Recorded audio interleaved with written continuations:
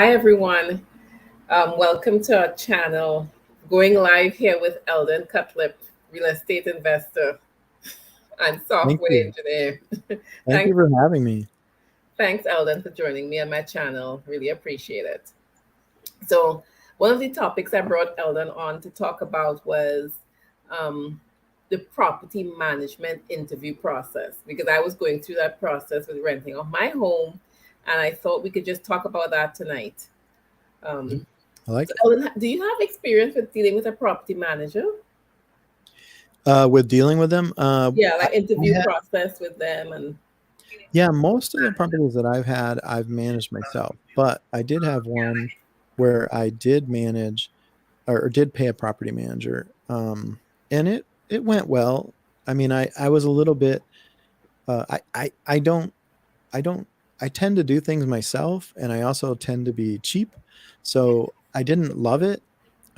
We ended up spending a lot of money, in my opinion, for things like maintenance and things that had to be fixed or whatever, but also fees and stuff. And so I didn't love it, uh, but I think that in order to scale, you have to do something like that. yeah. Now you could always create your own property management company, like Ken McElroy did, Hmm. and do his, do all your own scaled. That might be the best. But when you're small, I think you really do want to probably use a property manager. Yep. Yeah, and that's the thing. One of the things I realized within our community where somebody had an issue with their home and they were asking, I don't know what it was the question, but if somebody said you have to have you're a business person, why didn't you hand this off to a property management company? Right. And it has its advantages and disadvantages if you're Yeah. very new, as you said. It's a fee. But Yep. as an investor, when you're calculating your numbers to see whether it's a good investment, you got to plug that number in. You got to Yeah. have a line item for that number, whether you're self managing it Yeah. or you assign it to someone else to manage for you. It is a cost. Yeah. Yeah. Um, so, property management, whether you do it for yourself or not, it is a fee and you have to account for it, bar none, is what Yeah. I think. Yeah. And I would say that if you could get a property manager for like $100 a month, then it's worth it. Like, don't even mess around. Yeah, Uh, and that's one of the things Ellen was just telling me because in my research and looking for this property management company, a lot of the companies were percentage based on the rent of your home, and that's yeah. everybody I interviewed was a percentage base, That um, surprised me. and Yeah. that surprised him in his market in Tennessee market. Yeah. So now that he's told me that, I'm gonna do some research and finding a flat rate fee property management company because we're looking for cost, we're looking for efficiency, and we're looking for good service. Yeah. So as an investor, you're looking for best price and good quality as well. Yeah.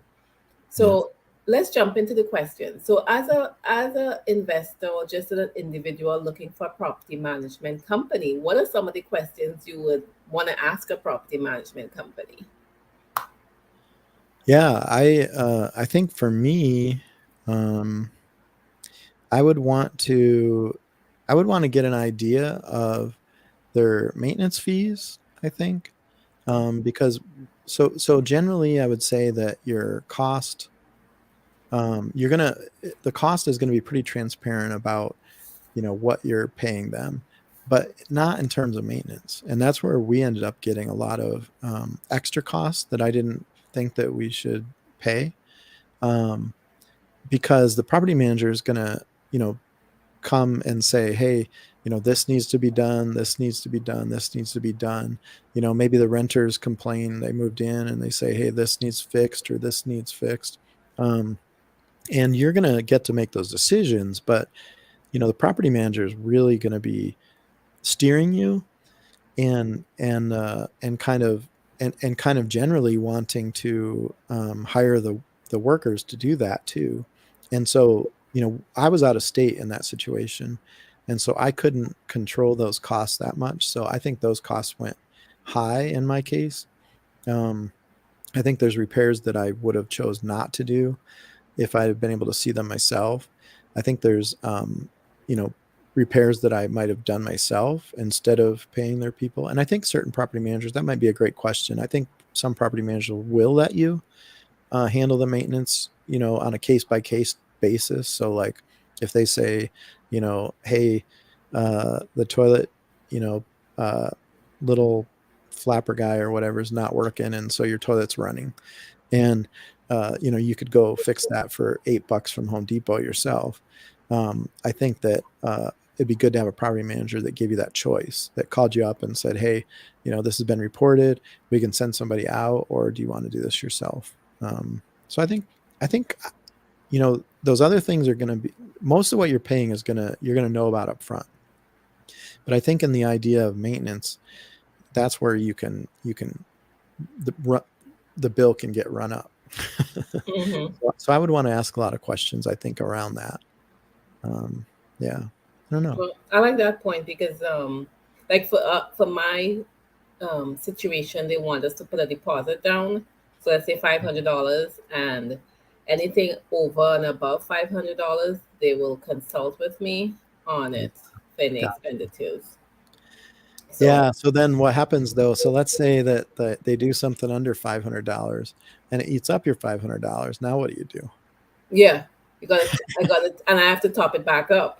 So I got Yeah. to figure out, well, what do you spend this money on? Yeah. So I mean, if it's like $500 and then another $500 and another $500, I mean, that ends up to be a lot of discretionary money they're spending Yes, on your money. my money. So yeah, so that's one of the things you got to monitor and figure out, well, Yeah. what's going on. Yeah. I think the maintenance is a place where the cost can get out of hand because it's debatable, whether or not whether or not you should repair them. I mean, if you're renting an older house, I don't think you can expect everything to be perfect.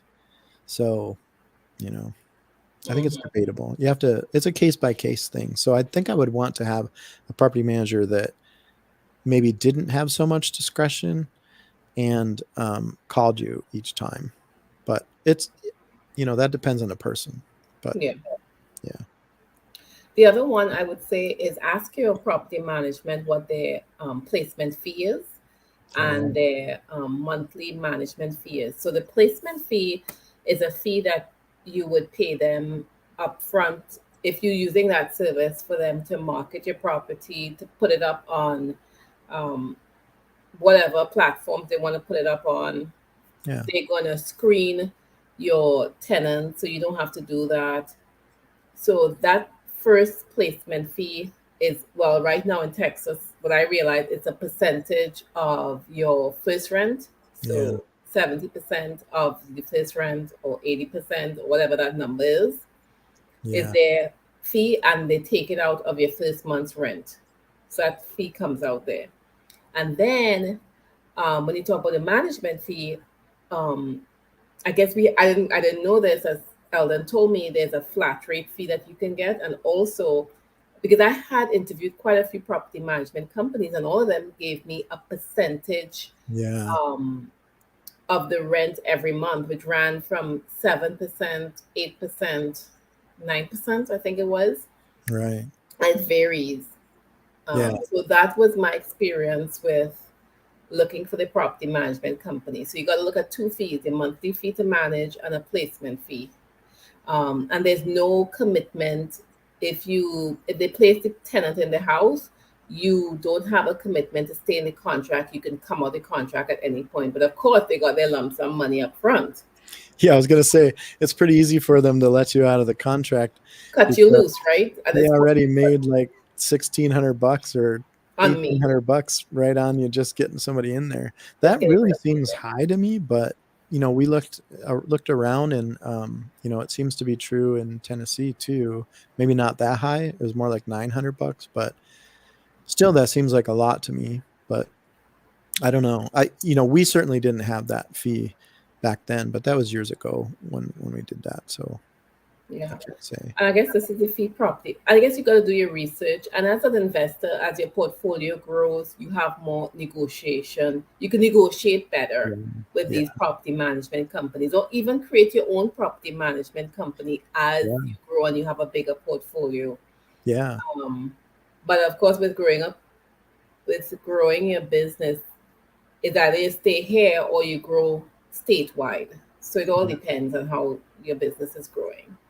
Yeah. Yeah. And honestly too, the other thing to think about is as you're growing your real estate business, your it's good to be cautious about your costs and everything, but it's also good to focus on what gives you the most benefit.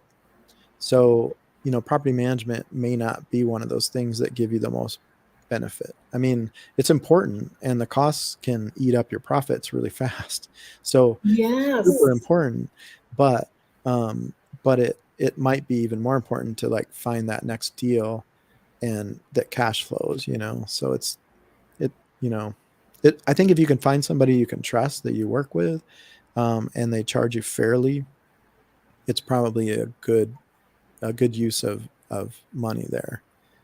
But I think for me, if I had a team of resources here in Austin, because I think of myself like I'm not from America, I'm from Trinidad, Mhm. and when we think about living there, I can find a plumber, I could find a workman to come do the Yeah, masonry or something. So yeah, much easier, but I just don't have the resources here. But as you yeah, get and as you grow as an investor, if you're doing fix and flips, you have people that you can call on.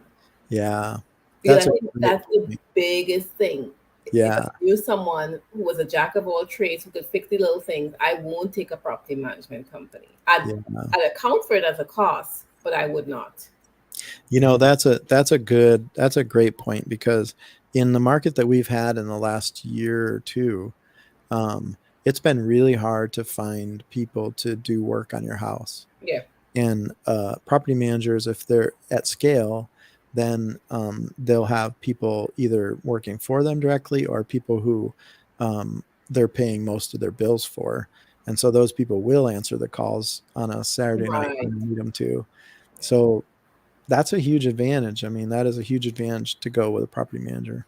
I always, I would point out too that in the properties that I've done myself and rented and managed, honestly, if you get good people in there, you don't get a lot of calls. I mean, No, you don't.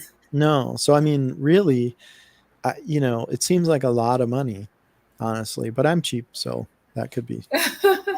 I just I just like to have peace of mind, like Yeah, because it's a balance between saving a penny pinching yeah, and comfort and yeah, giving good service because it's yeah. it's it's all a balance and what your comfort level is. It's all a string Yeah. of things you have to consider. Yeah, and it's important even to consider that if your own skill set, because Yeah, so in this case where it's hard to get people who will do repairs, if you can do a lot of repairs yourself, don't need then you're in a better situation, yes. right? So then it's more likely that you'd want to do your own property management. But if you can't, if you don't have those skills or don't have the tools, because there's a lot of investment in tools, then uh, you're probably better off going to property manager. But Yeah. but just search around and find somebody that you can trust and somebody that's reasonable price wise and keeps the maintenance costs down. That'd be good to get referrals from people or maybe feedback mechanisms. I'm not sure if there's any apps that are good at that. Honestly, I haven't looked to give feedback on property management companies. If not, I should probably write one. But but I really trust feedback apps where people can put their comments and they're recorded and they can put star levels and stuff like that. It'd be good to know how good each company is at keeping maintenance costs down because I think that's where you get eaten up.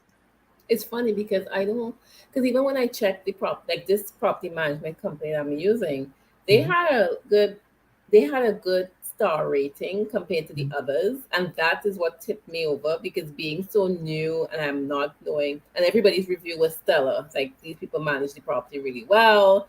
Yeah, Um, so that is what tipped me over being a first time investor, putting my property out there, my own property at that. right, right. Um, so I was really moving towards comfort Yeah, rather than the numbers, I think, yeah.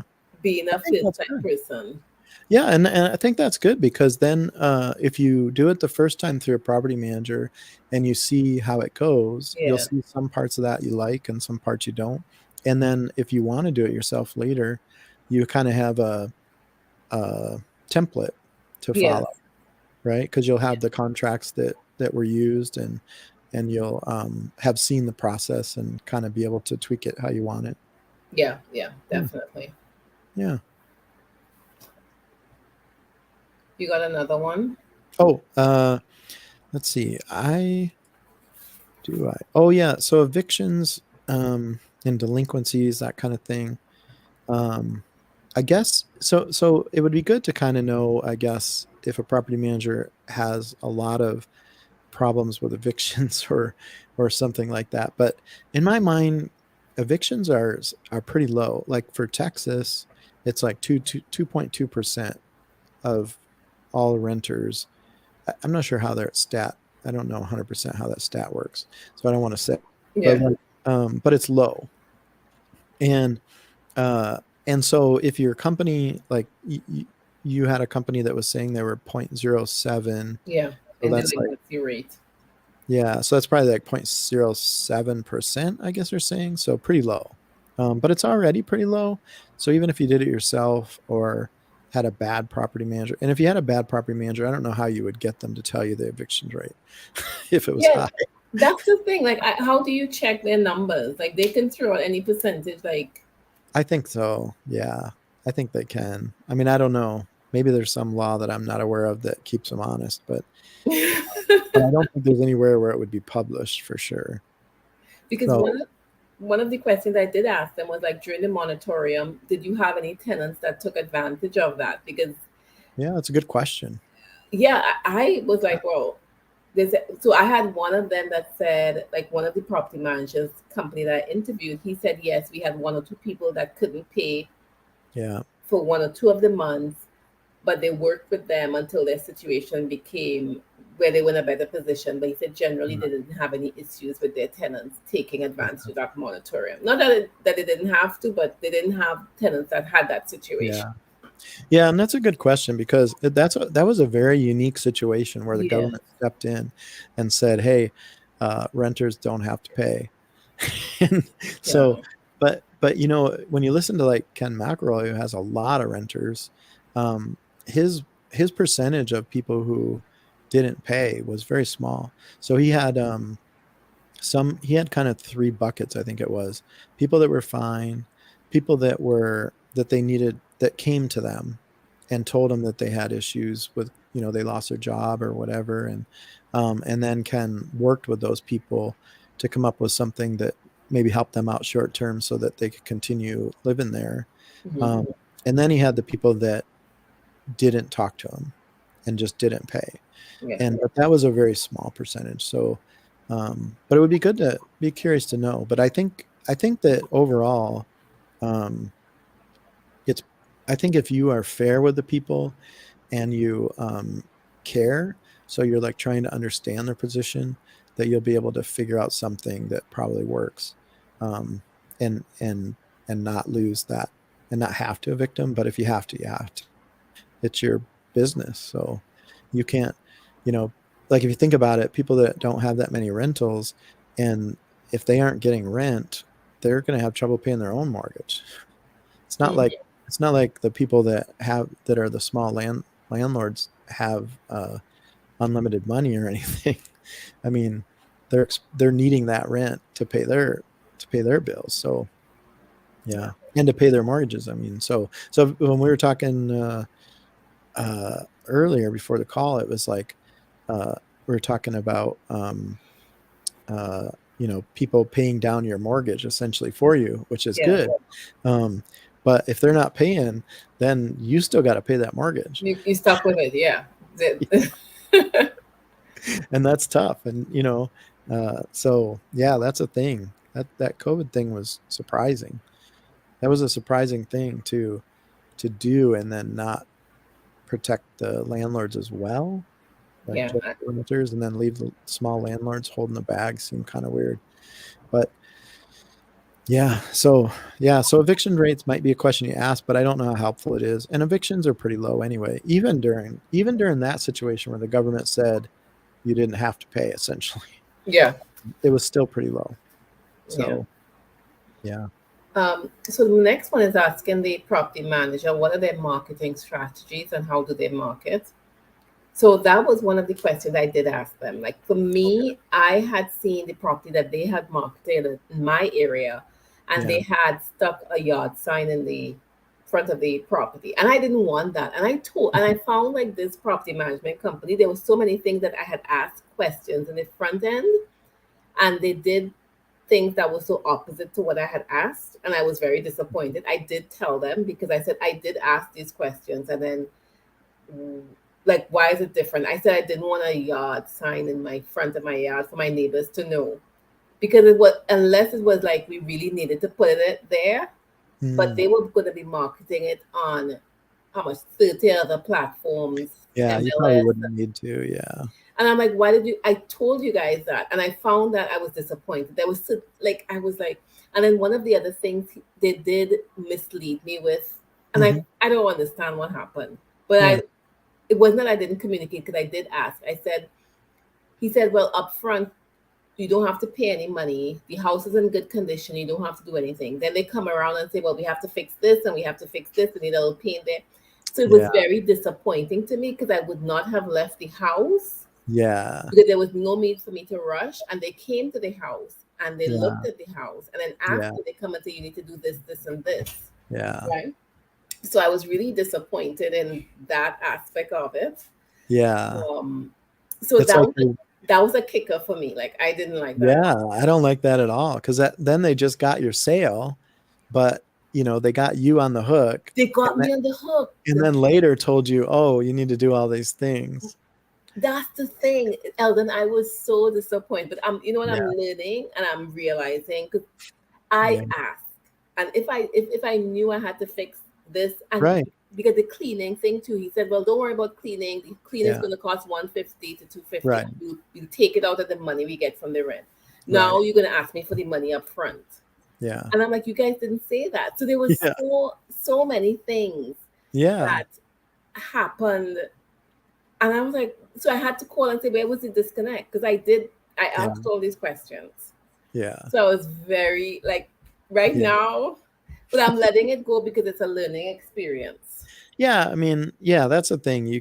Nobody's perfect. Nobody's going to get all the boxes just right every time.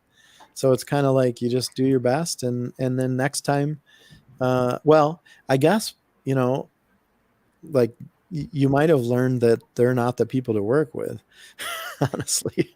Well, That's one of the worst things you could do to a person, I think. yeah, because he said, well, you did ask. I said, I did ask all these questions. If you go Yeah. back to your notes, because I was thorough in my Right. questioning. I know Right. you come back and kick back on this. Yeah. I was not happy. But No, I'm I already in agree. the middle of the Red Sea. I'm gonna walk it out. And Yeah. Yeah. Yeah, it's a tough one. I mean, like I said, they've been essentially got you on the hook. You're on the hook they now. got me. They got You me. already have your money put down on the table. So it's yeah, I think just see how it goes. Yeah, lesson learned, right? And it's hard to avoid things like that when people are actually not truthful. But but that's part of it is finding somebody. So you might not find somebody the first time that's that person that's trustworthy and fair. So maybe next time. Yeah, yeah, yeah. So marketing strategies. Ask them what their marketing strategies are, Yeah, I think that's good. um, Yeah. and how they're gonna market. They put the yard sign or with MLS or where Yeah. else are they gonna put it on Facebook Marketplace? Something you can do for yourself Right. if that's the Yeah. case. Yeah. So just ask those questions up front. Yeah, I think that's good. And I think it would be good to um consider like since the placement fee is so high.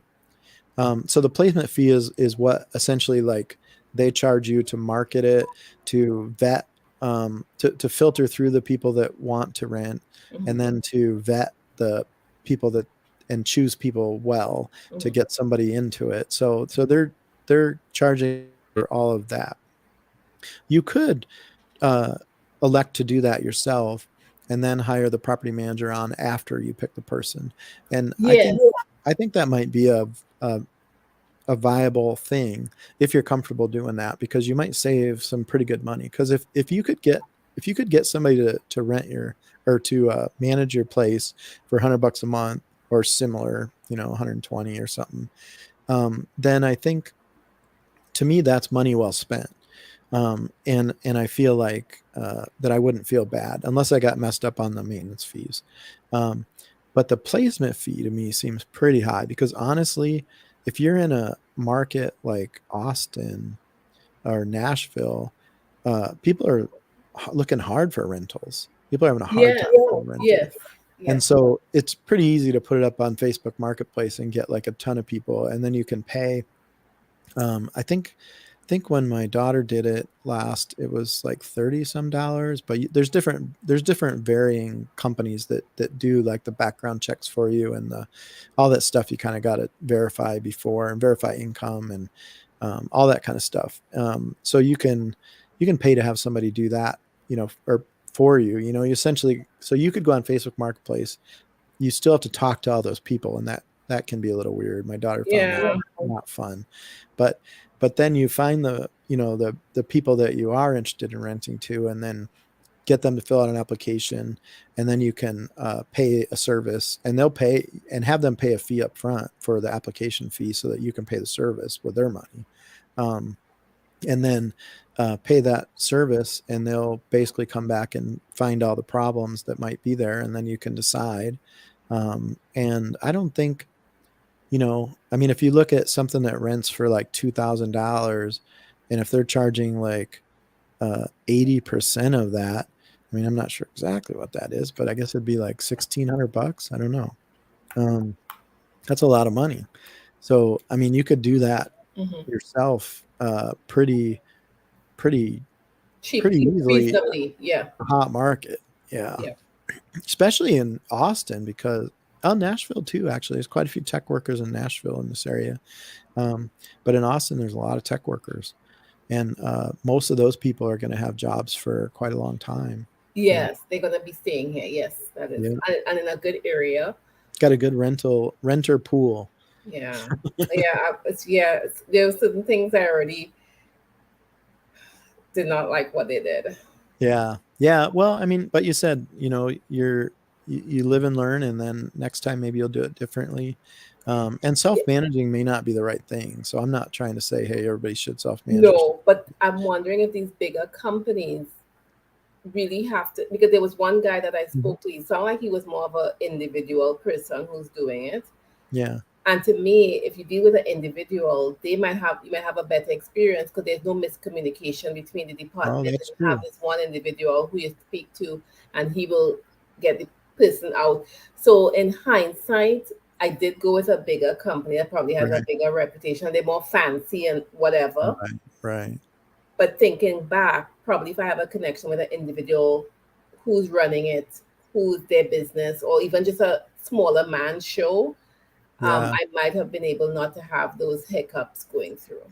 Yeah, that's true. Yeah.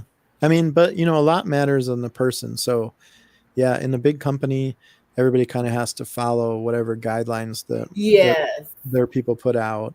But in a small company, it's really what it should be, which is about a relationship. Yes. And they would have remembered what I said and would not have done that, because I was like, well, I wasn't in a rush. And the fact that I've left the house and I don't have a workman, I just found that I could have found somebody to do it if you had told me. Yeah. But now that I've left, I feel like I really don't have a workman. But if I'm there, I could get the workman and come and see these things. Right. Yeah. Yeah. Yeah. Because because it's already marketed, and I don't want to stop the marketing for me to figure out where to get a workman. I'm already in commit. And I was like, no, this is not, I didn't like it at all. It's just very disappointing. But anyway, it is what it is. Yeah. I mean, it's not the end of the world. It's not the end of the world, but we learn. And this is why we're here sharing with you guys, so you can know what questions to ask, and the experience, and how to really get to understand what really works for you. Yep. Yeah. And just thinking about those things up front is important. Yes.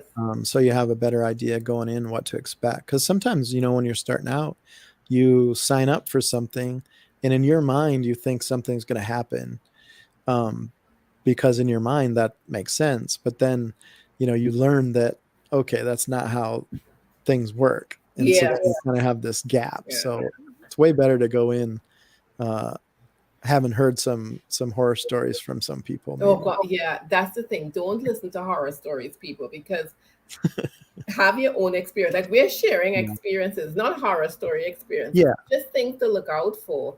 Yeah. And don't let it scare you in any way. Get out there, Oh, and this is changing your life. Other people have done it. They're doing yeah. it. Yeah. Yeah. I mean, honestly, I think the best way to wealth in America is through rentals. It could be single family is the most attainable, or it could be multifamily. But I think honestly, that's the best path for people in the U.S. for average normal people. But people, yeah, but it's scary because I can tell you guys, like, I am like, oh my gosh, I've got something out there that somebody could call me about, that could something can happen. I'm scared. Like Oh yeah, but my fear doesn't hold me back from going out yeah, and doing it. Like yeah. I'm not gonna sit down and not do it. But No. when Eldon tells me there's an alternative, I'm like, oh my God, I didn't do enough. But that's okay, Carolyn. You're doing something and you Oh just yeah, move on. You learn and you could still get out of it. There's nothing that ties you oh into yeah, anything. yeah, You could switch and change your mind, it's fine. But the yeah. biggest thing is to learn from it and do better.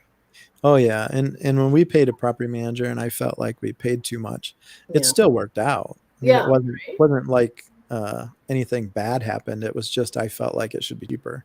Yeah. But I feel like lots of things should be cheaper, so that could just be me. All right. You give them the last one, Eldon. Do we have one more? On that's it. That was 4. I think that's it. Oh my God, that was so quick. That Yeah. was some really nice tips. So we talked about the maintenance fee. Yeah. Then we talked about the property management fee and the placement fee that the management company charges. You find out what that is. Yeah. Find out their evictions and delinquency and how they deal Yeah. with that. And then their marketing strategies. How are they going to market your property? Where are they going to place it? And what they're going to do? Yeah. So there you go, guys. 4 ways and 4 questions to ask your property management company. Yeah. I guess I might add one actually, Carolyn, if that's okay. Add a bonus one. Go ahead, Eldon. Yeah, is upsells. So when I'm doing my own property management stuff, I'm thinking in terms of, okay, am I going to allow pets so that I get a bigger pool of people, but also so that I can make extra money off of that pet rent. Mhm. So, if you have a pet, if you allow a pet, you can get like a pet security deposit, you can get like a pet monthly rent, that kind of thing. So there's different upsells like that I'd want to ask the property manager if they're going to help you with those sorts of, what kind of upsells are they going to help you with, and how are they going to help you, because it can make a big difference. You could potentially pay for your property management fee with upsells. I like Depends on that what it idea. is. But Yeah. that concept comes from the multifamily concept of putting in upsells. Yeah, but So it's really single family too. single family as well. Yeah. Just depends on what you have there. Like, what if you provide internet, right? What if you, there's just lots of things, washing machine, washer and dryer. There's lots of things you can provide that you could charge more for, and in addition to the rent, and then that may pay for your property management fee. I love that idea. I really do. Yeah.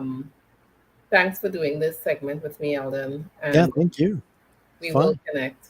Thank Yeah. you. Bye for now. Okay. Guys, talk to you soon. Bye.